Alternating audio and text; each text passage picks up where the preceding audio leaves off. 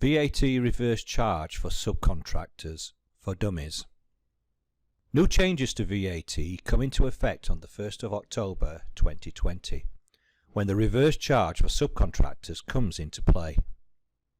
These new charges will affect businesses who are within the scope of the Construction Industry Scheme, referred to as CIS.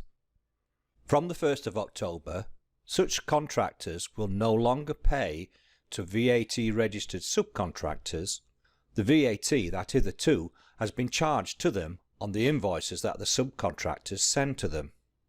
Instead, they will have an obligation to retain the VAT and then pay it over to HMRC in addition to the VAT on their own sales. These new changes will not affect contractors who use subcontractors on zero-rated work, or where their subcontractors or the contractors themselves are not VAT registered. It will only apply where the subcontractors do work for contractors who are VAT registered, who are within CIS, doing work on which VAT, that is either standard rated at 20% or reduced rated at 5%, is charged, and where the customer is a contractor, that is, they are not an end user of the services. An end user will usually be recipients who use the building or construction services for themselves, rather than selling the services on as part of their business providing building or construction services. If the customer is an end user, then VAT should be charged on the supply as normal.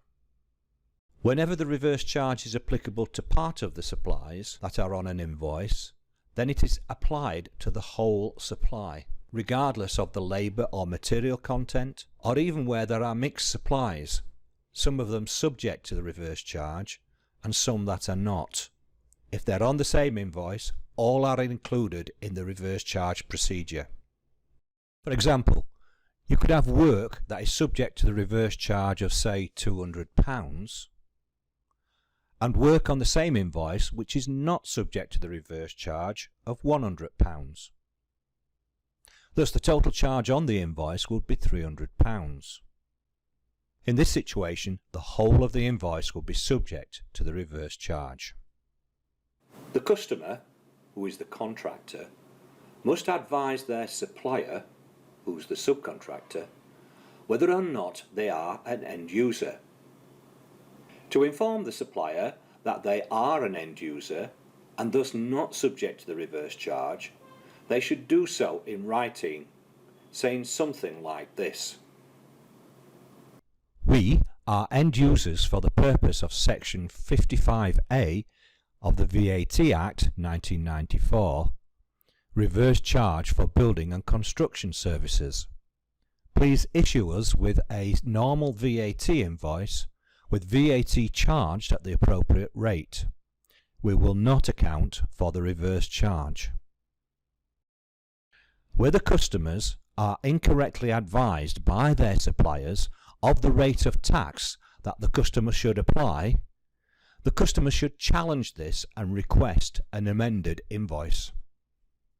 The customer or contractor must account for the VAT in box 1 on the VAT return, and will then claim it back in box 4.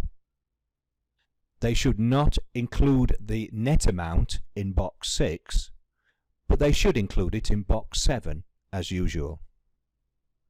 The subcontractor must ascertain from their customer whether or not they are an end user. To cover themselves, they need to obtain this evidence in writing.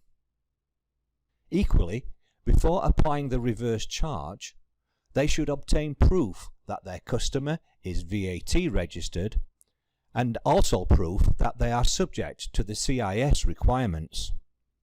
Ignore this at your peril.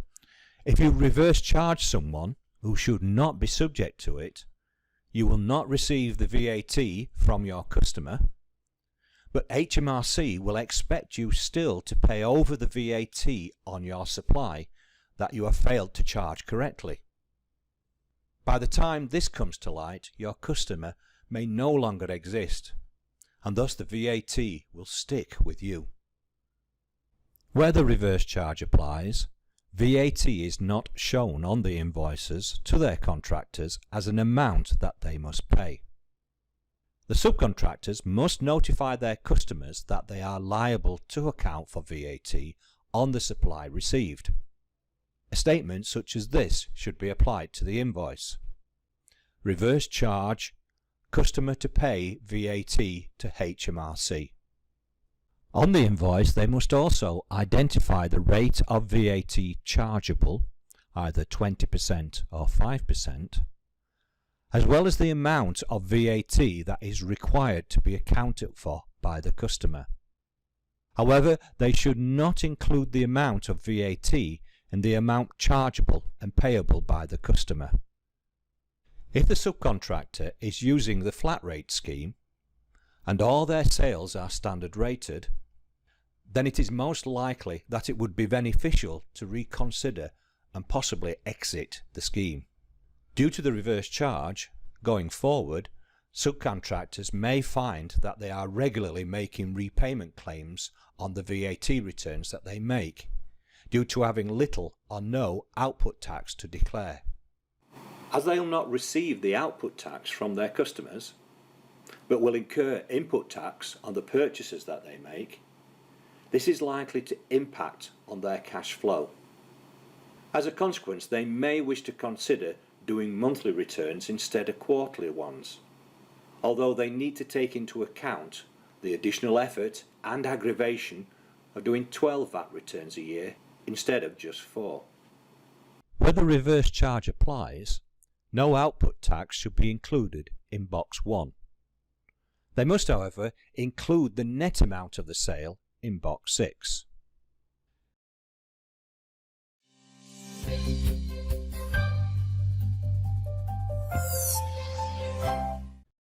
To illustrate the bookkeeping requirements, let's consider a simple example. Mr. Subcontractor has done work for Mr. Contractor for £100, which is standard rated and is subject to the reverse charge. Under the old rules, the invoice would look like this. Labour charges £70, plus material costs £30, giving a total net amount for the invoice of £100. The VAT would have been £20, giving a total of £120. The contractor would deduct the CIS tax on the labour element of £14 and pay to the subcontractor the reduced sum of £106. The new invoice, subject to the reverse charge, would exclude the VAT and would look something like this. Again, labour charges of 70 and material charges of 30, giving a subtotal of 100. It would also note on the invoice, reverse charge, customer to pay VAT to HMRC. VAT is chargeable at 20% of £20 is accountable on this invoice. Mr. Contractor would include the details of the purchase in box 4 and box 7 of his VAT return as normal. He would also have to include the output tax in box 1. They would pay to the subcontractor the amount due on the invoice less the CIS deduction. The amount due on the invoice is £100 less the CIS deduction of £14. So the amount that they'd pay to Mr. Subcontractor would be £86. The VAT return of Mr. Contractor would look like this.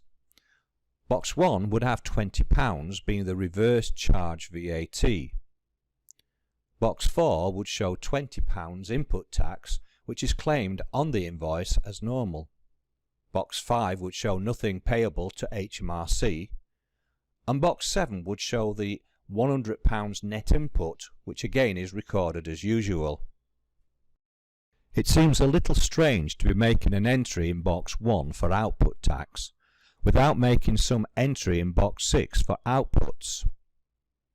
However, nothing should go in box 6 as this records the output or sales of the customer only and should not contain anything that is, after all, a sale of the supplier rather than their own sales. For users of Debonair, the free online bookkeeping software supplied to DEB clients, 2 new VAT codes will be provided, one for standard rate purchases subject to the reverse charge, and another to use for lower rate purchases that are subject to the reverse charge.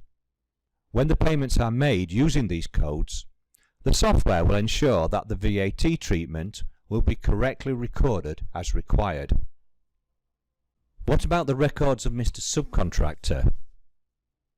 He would account for the receipt of £86 as follows. Sales £100, less CIS suffered £14, amount received £86. On his VAT return he would declare box 1, nothing, as no output tax will be declared on this sale, and in box 6, £100. The net amount of the sale would still be included in outputs.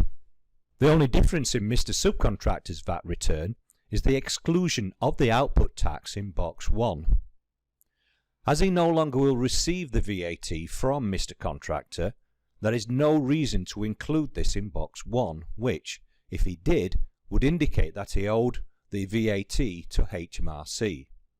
As he doesn't collect the VAT, he doesn't need to pay it over to HMRC, and hence it is not recorded in box 1. Again, for users of Debonair, a new VAT code will be provided for sales subject to the reverse charge. Receipts posted to this code will get the correct treatment on their VAT returns. If you are a DEB client, please come and see us and we'll give you help to show you how to deal with your first invoices that are subject to the new reverse charge. If you are not a DEB client but need help coping with these new requirements, or are interested in using Debonair to have a simple to use free bookkeeping program that can cope with the reverse charge, why not give us a call on 01226 245824. Thank you for watching this video.